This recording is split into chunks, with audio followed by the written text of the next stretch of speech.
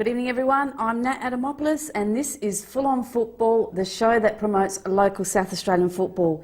Well, we've had a third of the men's season over with round 6 being played last week and some very interesting results across all three men's leagues. And I'll tell you what's interesting tonight is we've got a great bunch of people on and as our guests for the show, including, well, not just one but two living legends and a very, very lovely spotlight segment that we've got later on in the show. But to start the show off as we do with the Super League, with us, rejoining us, and a couple of lads that have been on here before, of course, from Adelaide Blue Eagles, Dean Kenrick, and from, from Talking Football, from the Ex-Referees Association, from everywhere, another living legend is Donald Campbell. Welcome back to Full On Football, guys. Thank you very much. Thank you, Matt. Good evening to you. Thank you very much. It is not a bad evening. Just as I said, a third of the season through, and some interesting results. One front runner, and that is, of course, young Dino's team. Well, they've run away with it already. I mean, 7 points in front after only 6 games. They've only conceded 2 goals. I think if they've got a problem, it would be scoring goals. They've only scored 10, but they're winning by the odd goal, and good luck to them. That's what wins championships. They are, and Dean, you know, you are only winning by the single goal here and there, and what do you think that is? I mean, Saranti's been doing magnificently, but why aren't we getting more goals? I guess we're greedy now, aren't we? Yeah, it doesn't bother me, to be honest. 1 goal, 1-0 wins you the game, 3 points. It does, doesn't it? No, looking at the table here, we've scored second most, just behind Campbell Town. They've only scored 12, we've scored 10 with Adelaide City, so... So what's the feeling like at the club? Yeah, everyone's on a high at the moment, but I hope it continues. We'll see what happens. We've got Adelaide Hills this weekend. Yeah, you've got to keep the job going. Well, let's have a look at the results, gentlemen, for round 6 from the Super League. And, Friday night I was down at this match, and Campbelltown comprehensively beat Modbury Jets. Throughout the game they had no midfield at one stage, so that was very, very difficult for them. But as we say, they're a young side and hopefully they'll be able to build on from that. So Fleetwood, Parhouse and Palika scoring the goals there for Campbelltown. Metro Stars 1, Adelaide Hills 0, with Stavridis scoring that goal there. Para Hills 1, Western Strikers 3. That was a night match with Stephen Stam scoring for Para Hills and Aylor Bullerbeck scoring 2 and Eli Vlassis scoring 1. And of course that unfortunate incident where Michael Russo has a double break in his leg, 50-50 tackle, but he came off second best. So we do wish Michael Russo all the best in his recovery. And then Adelaide Galaxy 4, Raiders 1, another comprehensive win there by Galaxy, moving on from their cup round win of 11-0 against Toros.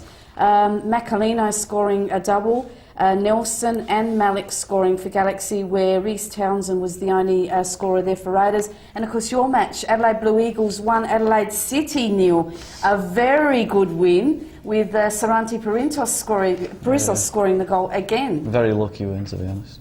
A very lucky what? A lucky win. A lucky win. Been sold by Hotsfeld. Well, we have got some footage because I was down at that match. We'll have a look at that shortly. But it was a very, very interesting match, that one.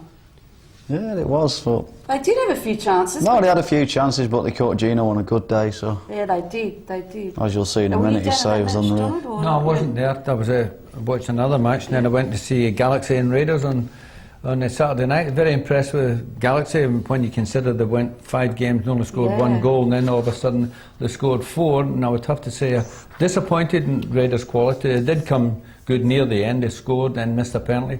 But Galaxy seem to hit form, and I'm expecting bigger things from Galaxy in the next few weeks. Yeah, certainly. And then, but of course, you know, they did. Raiders were without Mimi Saric, so you do have to look at whether that is part of the makeup of the team.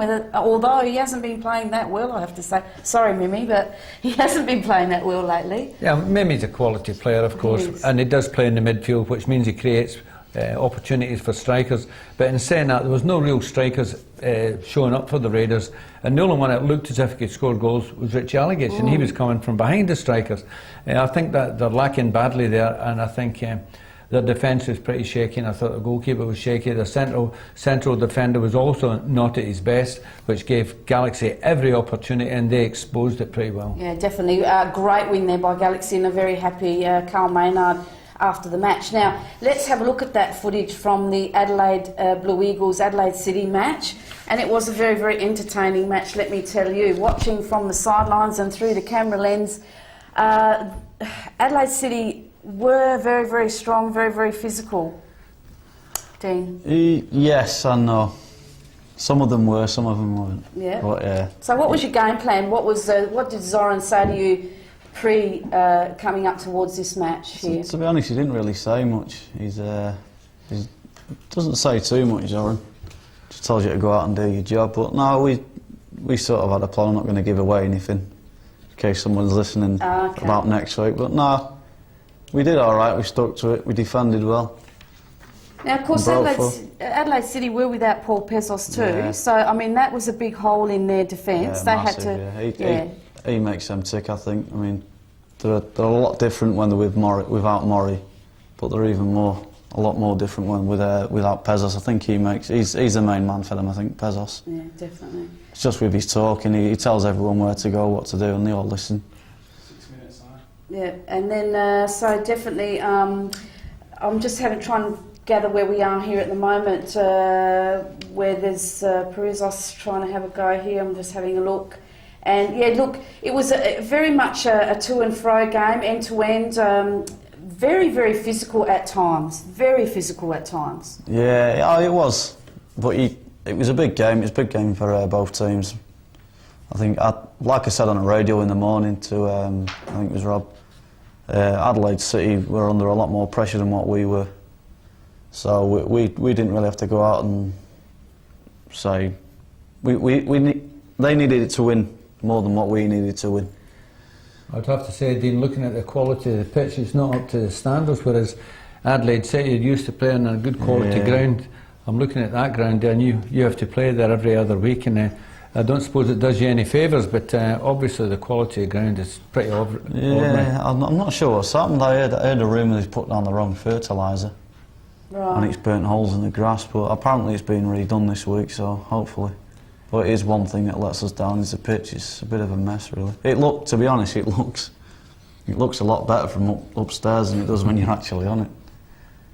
Now, I mean, in a moment we're going to see where Legati is substituted by Pellegrini, and what happened there with him? Well, we trained last night. He came out running last night when we were, so he's not too bad at the moment. I think he's just on his groin. Right. But He'd be getting on a bit as well, wouldn't he? He's 38, 35 years, Gianluca. Diego's 39, I think. But I mean, there's such strong key players within the squad. Oh, massive, yeah. They all make a difference. And then, of course, there's that goal. That's very, very happy Saranti, and he lets everyone know about it with his arrow shooting or bow shooting or whatever it is. Yeah, he's made a big difference this year, Saranti. He has, and he's been playing very, very well, keeping his temper at a good control. Yeah, he's not lost it yet. He's a couple of times at training with us, but we all lose it with each other. So it's good to have a bit of fight in the team. You talk about a bit of fight. I mean, there's a lot of physicality there. Adelaide City came out very, very strong against you in the second half. Yeah, they did all they had to because they were one down, but we counter-attack really with what they give us. We give them a bit harder. But we've got players in the midfield like Johnny Piscinelli and Adam Bazzari. They're going to run and get stuck in all day. Yeah. And Stevie Kidd and Saranti up front.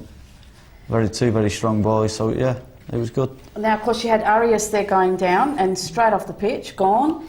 And the substitute came in, still maintained, did not skip a beat. Very, very well substituted. Yeah, no, like I said to the boys after the game, I said everyone deserves a pat on the back for the game.